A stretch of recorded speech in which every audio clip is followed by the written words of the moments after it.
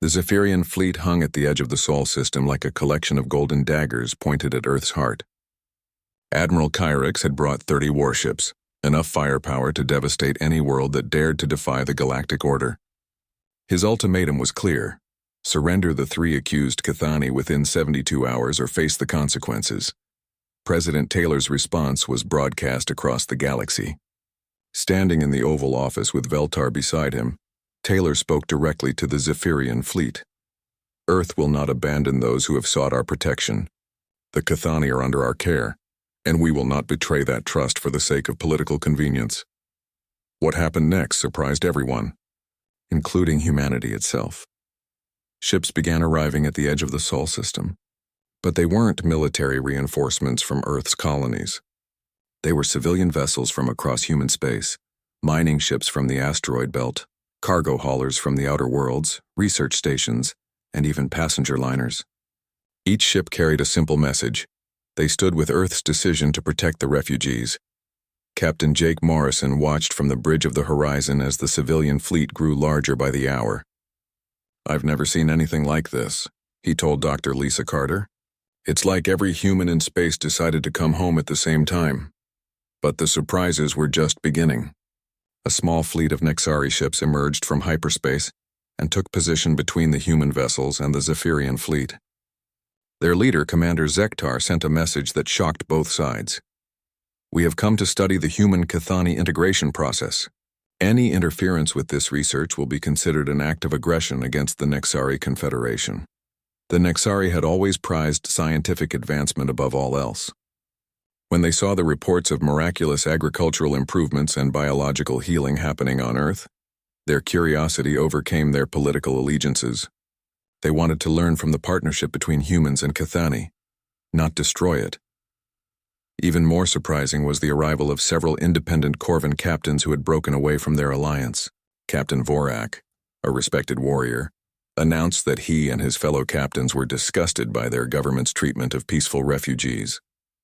"True strength protects the weak," Vorak declared. "We choose honor over politics." But the most shocking development came from within the Zephyrian Empire itself. 3 entire colony worlds declared independence from the Empire and requested permission to join Earth's growing Commonwealth of Sanctuary. The colonies had seen the reports of ecological restoration happening on Earth and wanted the same benefits for their own struggling worlds. "Our crops have been failing for years," said Governor Lixara of the colony world Zephyria Prime.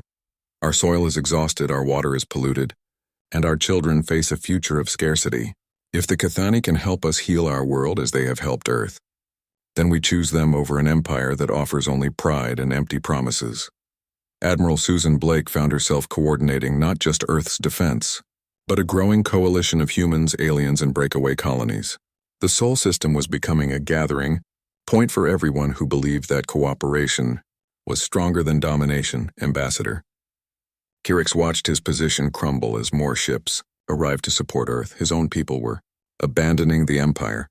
His allies were switching sides, and his fleet was outnumbered by civilians who refused to back down. In frustration, he sent a final message to Earth demanding an explanation for their reckless behavior. Admiral Blake's response was broadcast to the entire galaxy. "We are not defending just the Cathani.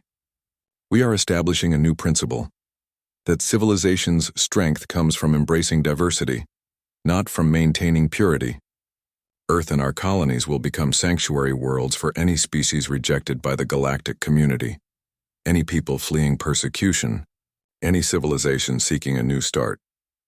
The message continued with an open invitation that would change the galaxy forever.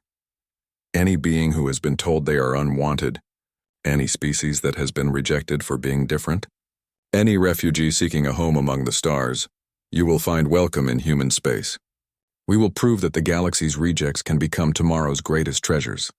The Zephyrian fleet, faced with defections from their own people and a growing coalition that made military action impossible, withdrew without firing a shot. Kyrix was recalled to the Empire capital in disgrace, and the immediate crisis passed. But the real work was just beginning. 6 months later, the transformation of Earth and its colonies was remarkable. The Cathani settlements had turned entire regions into paradise gardens. Their partnership with human agriculture had solved food scarcity on dozens of worlds. Their living architecture was creating cities that breathed and grew with their inhabitants.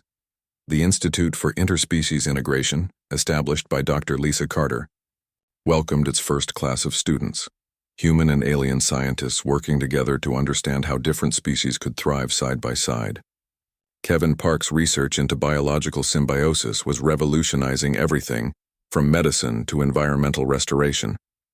Captain Jake Morrison, now promoted to admiral, stood on the observation deck of Terra Station watching the newest arrivals. The first wave of additional refugees had arrived. The Vaskti, methane-breathing beings rejected by others for their unusual biology, and the Luminari, energy-based entities feared for their non-corporeal nature. Each group brought unique challenges and opportunities. The Vaskti could process toxic waste that was harmful to other species, turning pollution into useful resources. The Luminari could repair electronic systems by interfacing directly with computer networks, solving technical problems that had puzzled engineers for decades. Dr. Amy Johnson had expanded her translation work into a full department, developing communication methods for species that used everything from magnetic fields to gravitational waves to share information. The linguistic challenges were enormous, but each breakthrough opened new possibilities for cooperation. Commander Steve Walsh found his role changing from military defense to refugee coordination. Instead of preparing for war, he was organizing the peaceful integration of dozens of different species across human space. It was more challenging than any battle he had ever fought, and more rewarding than any victory. The Commonwealth of Sanctuary grew larger every month. Worlds that had been struggling with environmental damage, food production, or technological problems were discovering that their rejects and refugees often carried the solutions they needed. Former enemies became partners and competitors became collaborators. President Taylor addressed the growing Commonwealth on the first anniversary of the Cathani arrival. Standing in a garden where human and alien plants grew together in impossible beauty, he reflected on how much had changed. A year ago, the galaxy told us that to be different was to be unwanted, Taylor said. Today, the Commonwealth of Sanctuary proves that to be different is to be irreplaceable. We have not just saved the refugees who came to us, they have saved us as well. Beltar, now serving as the first Cathani ambassador to Earth, stood beside Taylor as they watched children from a dozen different species playing together in the garden. Human children chased Cathani younglings whose skin flashed with delighted colors. Vaskti adolescents shared breathing apparatus with their human friends. Luminari sparked and danced through the air, creating light shows that made everyone laugh. The galaxy is remembering something it had forgotten, Beltar observed, his bark-like skin shifting to the warm golden color that indicated deep contentment. That strength comes not from being the same, but from being together. Ships continued to arrive daily, carrying refugees from across the galaxy. Some came seeking sanctuary from persecution, others fleeing environmental disasters, and still others simply looking for a place where being different was celebrated rather than condemned. Each new arrival brought challenges, but they also brought gifts, new technologies, fresh perspectives, and solutions to problems that no single species could solve alone. The Commonwealth was becoming something unprecedented in galactic history, a civilization built on inclusion rather than exclusion, cooperation rather than competition. As Admiral Morrison watched the newest refugee ship dock at Terra Station, he smiled and prepared to greet another group of beings that the galaxy had written off as worthless. Earth had said, "Come home to the Cathani," but the message had grown into something larger. The Commonwealth of Sanctuary now said, "Come home to everyone the universe had left behind," proving that the galaxy's greatest treasures were often found among those it had chosen to forget. The first Cathani family stepped out of their shuttles onto Earth soil at landing sites in California, Brazil, and Kenya. The alien refugees moved slowly, their bark-like skin shifting from gray to soft green as they felt real sunlight for the first time in 3 years. Human volunteers waited nearby, holding welcome signs in carefully translated Cathani script. 8-year-old Sophie Martinez was among the crowd in California when Veltar's family emerged from their shuttle. The young girl had been practicing Cathani color phrases for weeks, and when she saw the alien children, her excitement overcame her shyness. She ran forward and touched her forehead in the Cathani greeting gesture, causing the refugee children's skin to shimmer with surprised delight. Dr. Kevin Park watched these first interactions with wonder and scientific curiosity.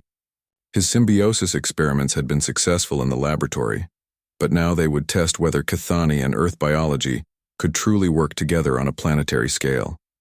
The first refugee families were taken to specially prepared areas where native Earth plants had been modified to accommodate their new neighbors. Within days, the results exceeded everyone's expectations. Gardens that had taken human farmers months to establish were transforming in weeks under Cathani care. The alien refugees seemed to communicate with plants through touch and chemical signals, encouraging growth and health in ways that human science couldn't fully explain. Maria Santos, a farmer in Brazil, watched in amazement as her struggling coffee plants began producing larger, more flavorful beans after Cathani families settled nearby. "It's like they're singing to the plants," she told reporters. "My grandfather always said plants could hear us, but I never believed it until now." However, not all humans were pleased with the changes. Senator Paul Graham continued his opposition campaign, organizing protests in several major cities. His supporters carried signs reading "Earth for Humans" and "Send them back." The protests were loud but small, vastly outnumbered by counter-demonstrations supporting the refugees. The real test of Earth's commitment came when Ambassador Kirix made a formal demand that shocked the diplomatic community. The Zephyrian Empire accused 3 specific Cathani individuals of genetic theft from a Zephyrian agricultural colony and demanded their immediate extradition for trial. President Taylor called an emergency meeting with his advisors. The accusation was serious, and refusing to hand over the accused Cathani could lead to military action against Earth, but surrendering refugees who had asked for sanctuary would destroy humanity's credibility and possibly doom the integration effort. Dr. Lisa Carter investigated the Zephyrian claims and discovered the truth behind the accusations. 2 years earlier, a Zephyrian colony world had been experiencing crop failures that threatened to cause widespread famine. A small group of Cathani refugees had detected the agricultural crisis and tried to help by introducing beneficial microorganisms to the failing crops. They saved thousands of Zephyrian lives, Carter reported to the president. The crops recovered, the famine was prevented, and the colony survived. But the Zephyrians saw this as interference in their internal affairs rather than humanitarian aid. The cultural misunderstanding highlighted the deeper problem with the galactic community. The major powers valued pride and independence above cooperation and mutual aid. The idea that a primitive species might have something valuable to offer was so threatening to their worldview that they criminalized the act of helping. Captain Jake Morrison volunteered to lead a diplomatic mission to present evidence of the Cathani's beneficial intervention to the Zephyrian government. Veltar insisted on joining the mission despite the personal risk. Along with Dr. Amy Johnson and a team of human Cathani translators, the mission to the Zephyrian capital world was tense from the beginning. Ambassador Kirix refused to consider any evidence that contradicted the official Zephyrian version of events.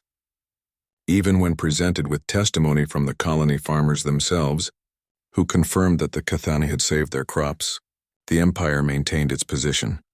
The Cathani committed an act of biological warfare against a Zephyrian world, Kirix declared during the formal hearing. Their motivations are irrelevant. They will be returned for trial and punishment. Jake Morrison stood up in the hearing chamber, knowing that his next words could start an interstellar conflict. Ambassador Kirix, with respect, Earth cannot and will not surrender beings who sought our protection. If helping others is a crime in Zephyrian law, then perhaps Zephyrian law needs to be reconsidered. The diplomatic mission ended in failure, but it accomplished something unexpected. News of the hearing spread throughout Zephyrian space, and many ordinary Zephyrians began questioning their government's treatment of the helpful refugees. Some colonies even sent secret messages to Earth, expressing support for the Cathani and shame at their empire's actions. Back on Earth, integration continued despite the growing political crisis. Cathani children attended human schools, learning about Earth history and culture while teaching their classmates about patience and long-term thinking. Human children learned that planning should consider not just next year, but the next century. The biological partnership between Cathani and Earth ecosystems was producing results that amazed scientists around the world. Desert regions in Australia were beginning to bloom as Cathani families worked with drought-resistant plants to create new forms of agriculture. Polluted areas near old industrial sites were healing as alien biology helped break down toxins and restore soil health. Engineer Pete Davis was overseeing the construction of the first truly integrated human Cathani city in northern Canada. The settlement combined human engineering with Cathani biological architecture, creating buildings that grew and adapted to their environment. The structures were beautiful, efficient, and completely sustainable. "It's not just about building houses," Pete explained to visiting officials. "We're creating a new way of living that works with nature instead of fighting against it." But political tensions were escalating rapidly. Commander Steve Walsh received intelligence reports that the Zephyrian Empire was assembling a fleet at the edge of their territory. The Nexari Confederation was pressuring neutral worlds to choose sides. The Corvin Alliance was openly discussing the possibility of teaching humanity a lesson about galactic order. Admiral Susan Blake began quietly preparing Earth's defenses, knowing that humanity's military technology was impressive but limited compared to the established galactic powers. Earth had good ships and brave crews, but they had never faced the combined might of multiple alien empires. The crisis reached a breaking point when the Zephyrian fleet entered the outer edge of the Sol system and broadcast a final ultimatum. Earth had 72 hours to surrender the 3 accused Cathani, or face the consequences of harboring criminals. President Taylor called an emergency session of the United Earth Council. Representatives from every human world gathered virtually to decide humanity's response. The debate was intense, with some arguing for compromise and others demanding that Earth stand firm. Veltar himself requested permission to speak to the council. The elderly Cathani's words were simple but powerful. "For 3 years my people have been told we have no value, no worth, no right to exist. Earth has shown us that we were wrong to believe these lies. If our presence brings danger to your world, we will leave rather than see harm come to those who showed us kindness." The council's response was unanimous. Earth would not surrender the refugees, would not abandon those who had sought sanctuary, and would not apologize for choosing compassion over political convenience. As the deadline approached, humanity prepared for its first test as a sanctuary world. The Zephyrian fleet waited at the edge of the system, ready to enforce galactic order. Earth's defenders took their positions, ready to prove that some principles were worth fighting for. But neither humans nor aliens were prepared for what happened next. President Marcus Taylor stood before the United Earth Assembly in Geneva, looking out at representatives from every human colony and nation. The Great Hall was packed, and cameras were broadcasting his words to billions of people across human space. This was the moment that would define Earth's place in the galaxy. "Throughout our history," Taylor began, "humanity has faced a simple choice when we encounter those who are different from us. We can fear them and turn them away, or we can welcome them and learn from them. Today we face that choice again."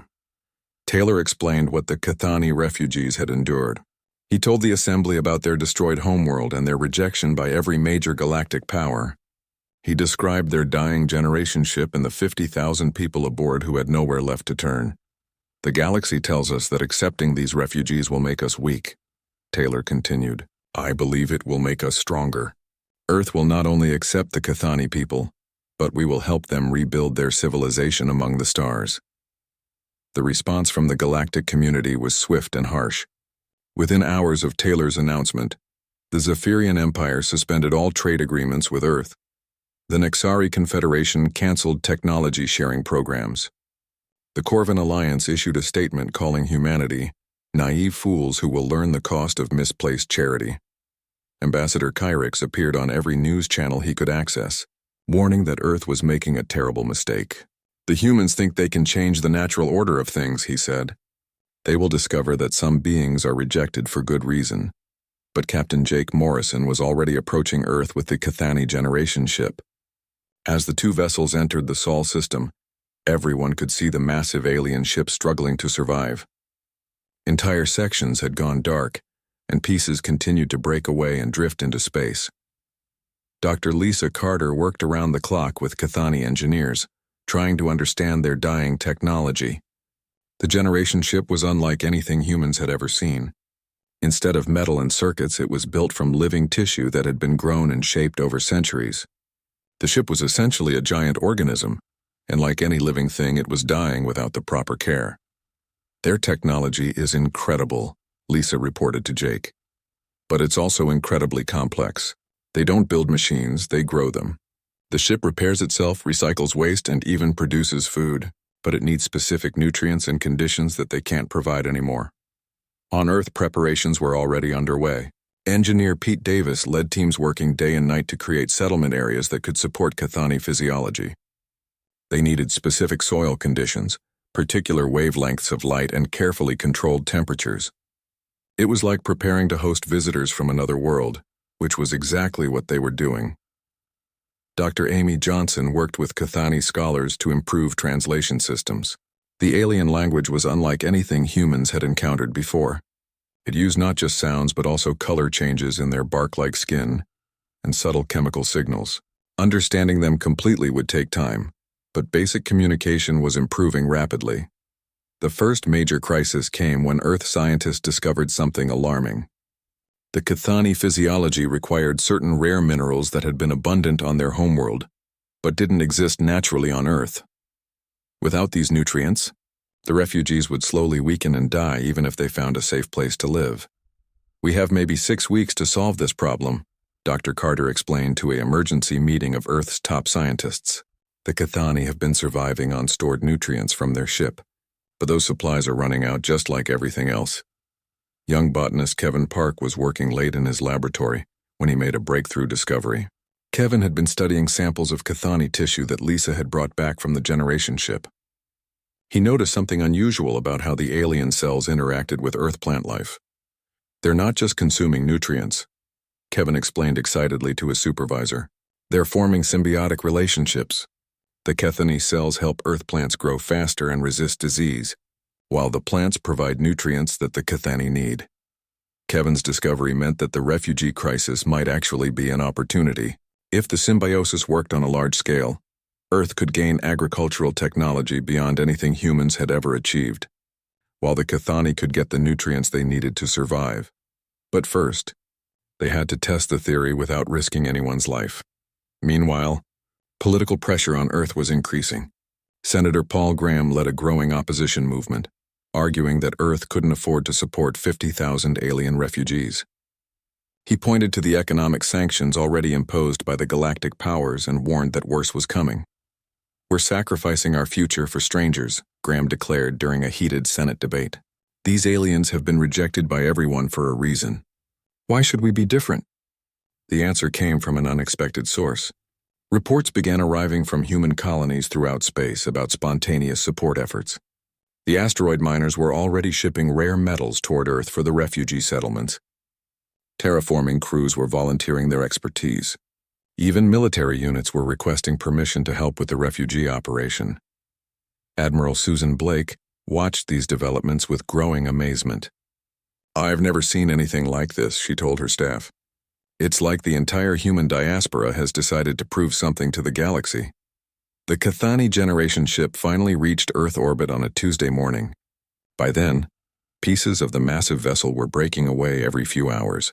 Veltar sent a final message to the surface, thanking humanity for their kindness and expressing hope that some of his people might survive even if the ship didn't.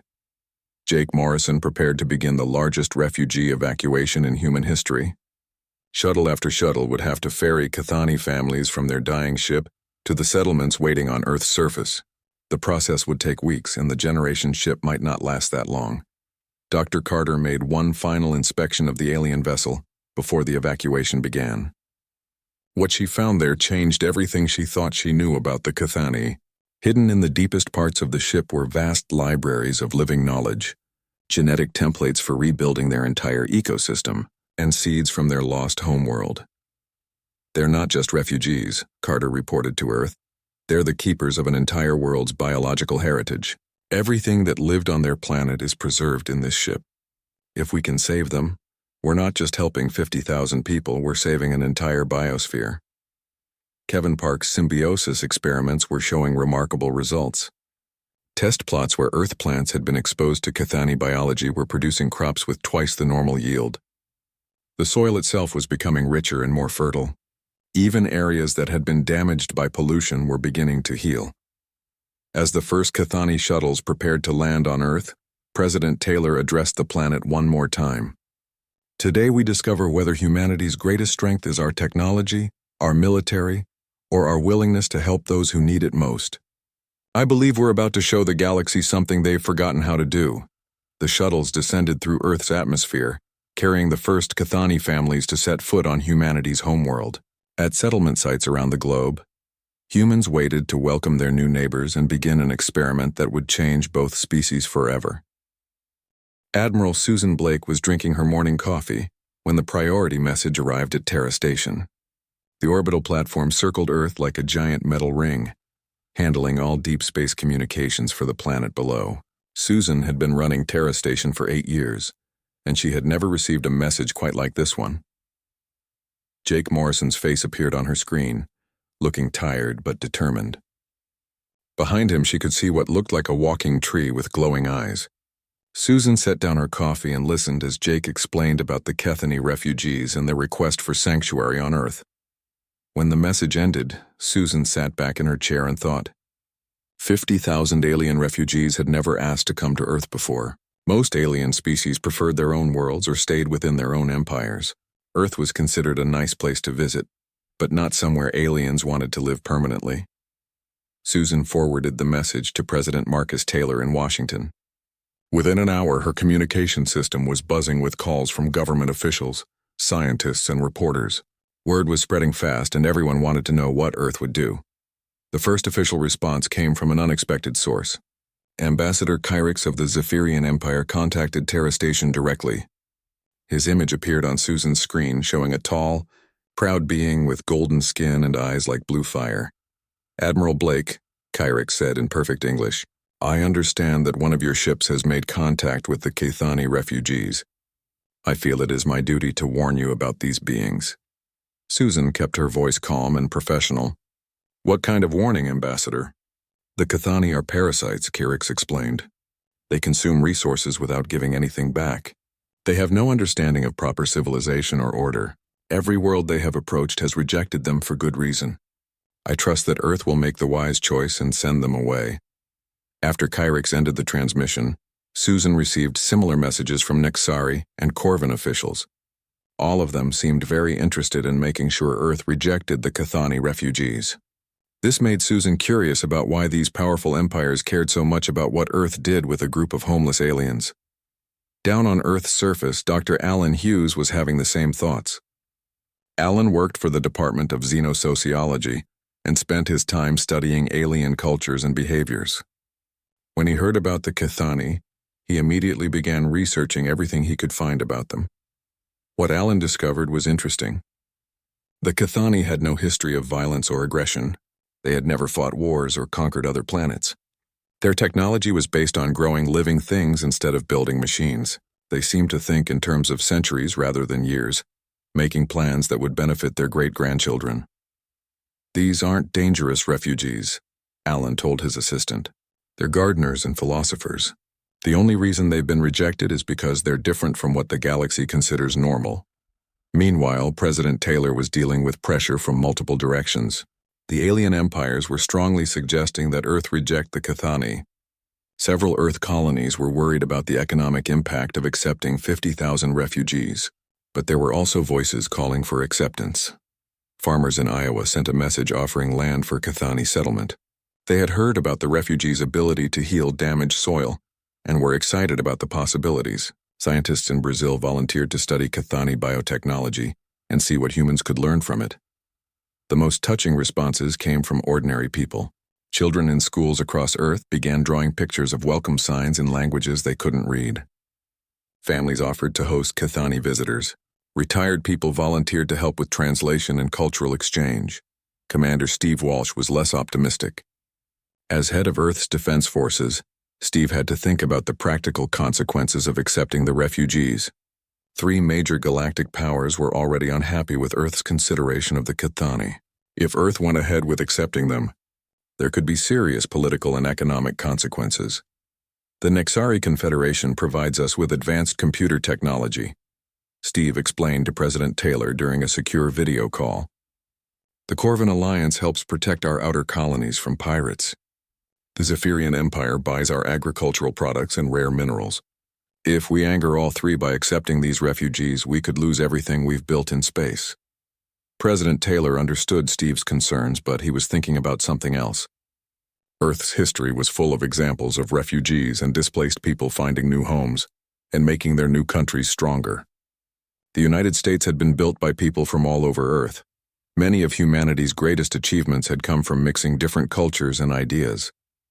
What if the galaxy is wrong about the Kethani? Taylor asked. What if they're not parasites or primitives but people with something valuable to offer? What if we're the only ones smart enough to see it? As news of the Kethani request spread through human space, responses came in from every human colony and outpost. The asteroid miners offered metal and resources for building refugee settlements. The terraforming crews on distant planets shared techniques for creating livable environments. Even the military crews on border patrol ships sent messages of support, but the pressure from alien governments was growing stronger. Trade agreements were being questioned. Diplomatic meetings were being canceled. The Corvin Alliance sent a formal statement saying that any world that harbored galactic rejects would be considered unreliable and possibly dangerous. Dr. Hughes continued his research and made a disturbing discovery. The rejection of the Kethani wasn't based on any real problems or dangers. It was based on fear and prejudice. The galactic powers had created a system where being different was seen as being wrong. They maintained their authority by making sure everyone followed the same rules and thought the same way. The Kethani are being punished for thinking differently, Hughes explained to anyone who would listen. They value cooperation over competition, harmony over domination, and long-term thinking over short-term gains. In a galaxy run by empires built on conquest and control, that makes them dangerous to the established order. Jake Morrison's ship was still traveling toward Earth with the Kethani generation ship following behind. Every day, more parts of the alien vessel broke away and drifted into space. Veltar sent regular updates about his people's condition, and the news was not good. The ship's living systems were failing without the specific nutrients and conditions they needed to survive. We have perhaps 2 months before our ship dies completely, Veltar reported. After that, our people will begin to weaken and fade. We have heard whispers of a world called Earth, where different peoples live together in peace. Is this true? Jake looked around his bridge at his diverse crew. Lisa Carter came from a farming family in Kansas.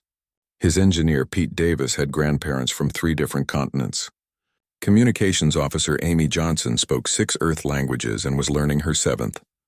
Navigation specialist Kevin Park had parents from 2 different countries who had met while working together on a space station. Yes, Veltar, Jake replied. It's true.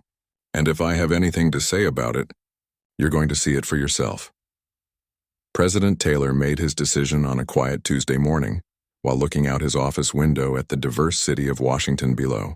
He called a meeting of the United Earth Council and prepared to make the most important decision in human history. The galaxy was watching, waiting to see if humanity would choose political safety or moral courage. For Taylor, it wasn't really a choice at all. Earth had always been strongest when it opened its doors to those who had nowhere else to go. Captain Jake Morrison stood on the bridge of the UES Horizon and watched the stars through the main viewing screen.